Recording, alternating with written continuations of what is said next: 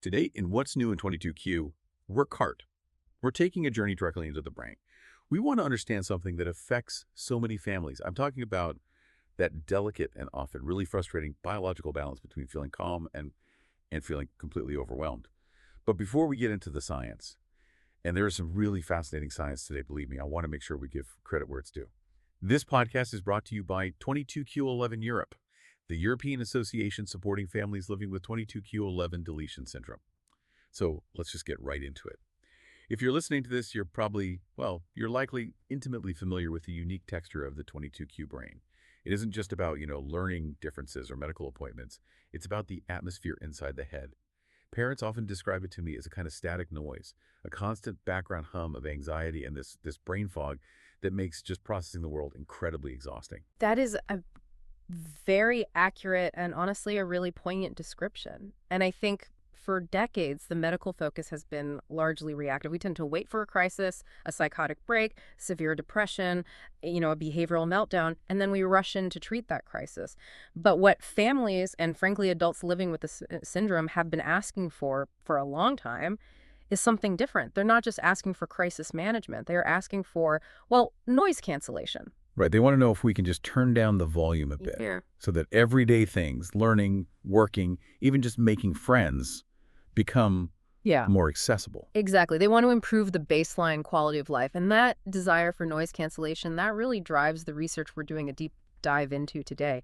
We're looking at a study published in 2026 that takes a very different approach. It's not a new experimental compound cooked up in a lab for this. It's a repurposing of a drug that's been around for a long time, trying to fix a specific chemical imbalance that is, inherent to 22q11. It's a classic case of teaching an old drug new tricks then. So let's get the formalities out of the way so we can really dig into the story. What's the source material? The paper we're analyzing is titled Efficacy of Glutamate-GABA Modulator Riluzole for the Treatment of Cognitive and Psychotic Symptoms in 22q11.2 Deletion Syndrome. It appeared in the journal Psychiatry Research, and the lead author is Amy L. Sylvester, who was working with a team that includes researchers from Maastricht University. Okay, so the drug is Riluzole. Now, I associate that name with ALS, or Lou Gehrig's disease. I mean, that's a pretty heavy hitter in the neurological world. For degenerative conditions, why on earth are they testing an ALS drug on people with 22q11? It does sound like a massive leap, doesn't it? But it makes perfect sense when you stop looking at the diagnosis label and you start looking at the mechanism. To understand why Riluzole might work, we have to look at what's actually happening at the molecular level in a 22q11 brain. We need to talk about the gas and the brakes. The gas and the brakes. Okay, I assume we're talking about neurotransmitters here? We are. Specifically, two absolute heavyweights in the brain, glutamate and GABA. Okay, lay it out for us. What's the normal role of these two in a typical brain? So think of your brain's activity as a high-performance car driving down a highway. Glutamate is the accelerator. It's the main excitatory neurotransmitter. It says, fire, learn, remember this, react. It's essential for what we call synaptic plasticity, which is basically how we learn. Without glutamate, your brain is just parked in the garage. Nothing happens. And GABA, the brake pedal. GABA is the brake pedal. Exactly. It's the inhibitory neurotransmitter. It dampens activity. It says, okay, we got the message. Calm down now. Filter that out. Relax. It shapes the signal by cutting out the noise. So a healthy brain is just a good driver then, using the gas to move forward, but also tapping the brakes constantly to handle curves and traffic and stop signs. Precisely. You need that dynamic tension. Now, here is the insight that drives this whole study. In 22q11 deletion syndrome, that car is often mechanically compromised. We know that one of the genes missing in that deleted region of chromosome 22 is called PRODH. PRODH, I've heard that mentioned in genetic counseling. That creates the enzyme for breaking down proline, right? Correct. But PRODH is doing double duty. It also significantly influences how the brain manages that balance between glutamate and GABA. When that gene is missing, the balance. It just tips. We end up with a system that has too much glutamate, so the foot is stuck on the gas, and often not enough GABA. The brakes are worn out, less effective. So you have a brain that is constantly revving. Yes. In neuroscience, we call this excitatory-inhibitory imbalance, or just EI imbalance. Okay, if my brain is stuck on the gas, that explains the anxiety. It's a biological state of hyperarousal. But I want to push on this a bit. How does that explain the brain fog, the cognitive issues? You'd think if you have more gas, you'd think faster. You might think that.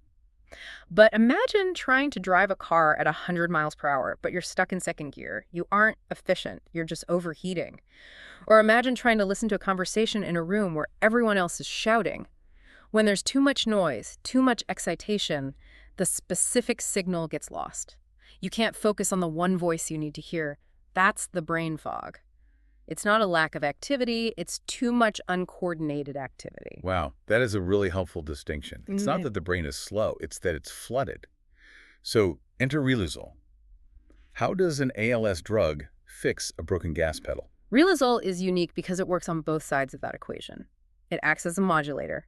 It inhibits the release of glutamate, so it's lifting the foot off the gas, and it enhances the uptake of GABA, so it's helping to press the brake. It's trying to mechanically level that seesaw. So the hypothesis for this study wasn't just, let's see what happens. It was, we have a specific chemical imbalance caused by a missing gene, and we have a drug known to fix exactly that balance. Exactly. It's a targeted, mechanistic approach. It's really elegant science.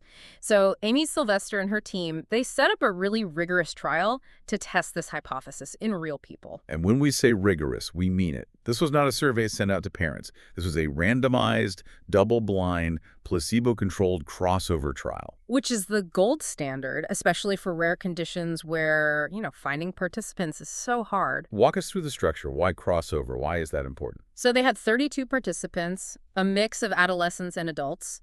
In a standard trial, you split people into two groups. Group A gets the drug, Group B gets a placebo. But in a crossover trial, everyone gets the drug for 8 weeks, and everyone gets a placebo, a sugar pill, for 8 weeks.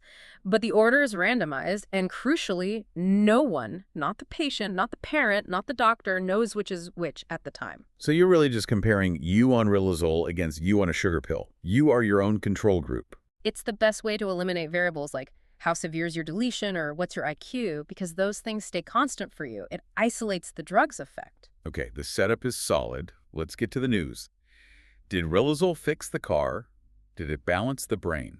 The answer is, it's complicated. And I think this is where we get a real lesson in how tricky psychiatric research can be. If you look at the primary headline, the total symptom score compared between the drug phases and placebo phases, it was not a statistically significant slam dunk. Wait, really? After all that biological setup, that feels anticlimactic. Stick with me. The drug didn't necessarily fail. The placebo worked too well. The placebo effect. It was massive in this study. I mean, people reported feeling significantly better, calmer, more focused when they were taking the sugar pill. Why? Is it just hope? The psychological boost of finally doing something? That is certainly part of it. These families are often desperate for a solution, and hope is a powerful drug. But the researchers point out something fascinating deep in the discussion section. It involves another gene in the 22q region called COMT. COMT, right, that manages dopamine. It does. And depending on which version of the COMT gene you have, the VAL or the MET variant, your brain handles dopamine differently. And dopamine is heavily involved in reward prediction and expectation. There's evidence suggesting that the specific genetic makeup of 22q11 might make these individuals biologically more susceptible to the placebo response. That is wild. So their biology might literally prime them to feel better just because they expect a treatment. It's a strong possibility, and it makes proving a drug's efficacy incredibly difficult because the noise of the placebo effect can drown out the signal from the drug. But you said the drug didn't fail. So where is the signal? Where's the good news? The signal appears when you look at the within subject data. So comparing the person on the drug to their own baseline where they started before the trial. And when you strip away the placebo comparison for a moment and just look at clinical improvement, the Riluzole phase showed significant tangible gains in specific areas. Okay, let's drill down. What actually got better for these people? The first major win was anxiety. Participants were measurably less anxious. If we go back to our analogy, the engines stopped revving so high, they just weren't constantly on edge. Which is huge. That alone changes the dynamic in a household. But did it help with the thinking? The brain fog? It did. They saw improvements in executive function. That's a broad term. What does that look like on a Tuesday morning before school? It looks like working memory. Working memory is your mental scratch pad. It's the ability to keep a set of instructions in your head while you do them. For many with 22q, working memory is a huge bottleneck. You tell a child, go upstairs, get your socks, and bring your backpack. By the time they hit the stairs, socks and backpack are gone. And Riluzole helped that. It did. It improved the capacity to hold and manipulate information. They also saw improvements in attention and, surprisingly, in social cognition. Social cognition, is that just being friendlier? No, it's a bit more technical than that. It's the processing of social cues. It's looking at a face and instantly recognizing, oh, she's disappointed or he's joking. That processing speed is often slowed in 22q, and that can lead to social awkwardness. The drugs seem to sharpen that emotional recognition. That's fascinating. It implies that social difficulties in 22q aren't just personality or shyness. They're partly blocked by that chemical noise we talked about. Clear the noise, and the social instinct can come through. Exactly. The hardware for social interaction is there. Riluzole just helps clear the interference. Now, this study didn't just pop out of a vacuum. There's a backstory here, right, involving a case study from a few years prior. I think this context is crucial. It shows why they were so persistent. Yes, this is the work of Claudia Vingerhoots and her team, who are also on this 2026 paper. Back in 2019, they treated a single patient, a 23-year-old woman with 22q11. What was her situation? It was severe. She was suffering from treatment-resistant schizophrenia, intense hallucinations, paranoia. She'd been on multiple standard antipsychotics, clozapine, olanzapine, the big guns. Nothing was really working, and the side effects were just piling up. Why do standard antipsychotics usually work, and why do they fail her? Standard antipsychotics mostly target dopamine. They block dopamine receptors. But remember our car analogy. In 22q, the problem might not be dopamine. The problem might be the glutamate-GABA imbalance. If the problem is the gas pedal glutamate, then disabling the radiodopamine isn't going to stop the car. That is a brilliant way to put it. So they switched her to Riluzole. They did, and the result was profound. Her hallucinations stopped, her paranoia faded. But even more interestingly, over 18 months of treatment, her memory improved. She became more functional, more independent. She started engaging with life again. So that one success story basically launched this whole line of inquiry. It did, and it brings us to a really critical concept for anyone listening, the responder subgroup. Which means? It means we have to stop looking for a one-size-fits-all pill for 22q11. The syndrome is genetically identical in name, but biologically it's so diverse in how it's expressed. Riluzole didn't work for everyone in the 2026 trial, but the data suggests there is a distinct subgroup of people, maybe those with the most severe glutamate imbalance, for whom this drug is a game changer. So it's the difference between saying this drug works for 22q and saying this drug works for this specific type of brain chemistry within 22q. Precisely. And there was this detail in the study I just loved about the caregivers. They asked the parents and caregivers to guess when their person was on the real drug versus the placebo. And could they tell? Frequently, yes. And the words they used weren't medical. They didn't say his working memory score improved. They said things like, he seems calmer, she is more present, he's thinking more clearly. Calmness. That is the holy grail for so many families. Yeah. Just the ability to sit in your own skin without that vibration. And that calmness is the foundation for everything else. You can't learn algebra, you can't make friends, if your internal alarm system is just ringing at full volume. So let's pivot to the practical. If I'm a parent, or if I'm an adult with 22q listening to this, what do I actually do with this info? Riluzole is an ALS drug. Is it safe? That is arguably the best news from this study. Riluzole was well tolerated. The side effect profile was very mild. And compare that to what families are used to with antipsychotics. So it's night and day. Antipsychotics often come with heavy baggage. Significant weight gain, metabolic syndrome, extreme drowsiness, tremors. Families often feel like they're just trading one problem for another. Riluzole has risks. It requires monitoring of liver enzymes with blood tests, but generally it doesn't cause that metabolic wreckage or that, zombie feeling. So the risk-reward ratio is potentially much better. It makes it a very viable option to try, which leads to our first recommendation. This is a valid conversation to have with a psychiatrist who knows 22q. And is it only for people with hallucinations? No, and that is a key shift. Historically, we reserved the heavy meds for psychosis. But this study suggests Riluzole helps with the subthreshold symptoms, the anxiety, the brain fog, the scattered attention. You don't need to wait for a psychotic break to consider treating the underlying chemical imbalance. Okay, so recommendation number 2 seems to be about managing expectations. Crucially, this is not a cure. I cannot stress that enough. It doesn't rewrite the DNA. It's a functional tool. The goal isn't to make the 22q go away. The goal is to optimize the brain's environment so the person can function at their best. And finally, recommendation 3, the N of 1 trial. N of 1. It basically means a clinical trial of one person, you. Because of that responder subgroup theory, we can't guarantee it will work. So the approach is try it under medical supervision for 8 to 12 weeks. Monitor the liver, monitor the symptoms. If you see that calmness, stay on it. If not, you can stop safely. It's empowering in a way. It treats the patient as a partner in the experiment, not just a passive recipient. It really does. And to prove that point, after the 8-week blind phase of the study ended, participants were offered the chance to stay on the drug openly.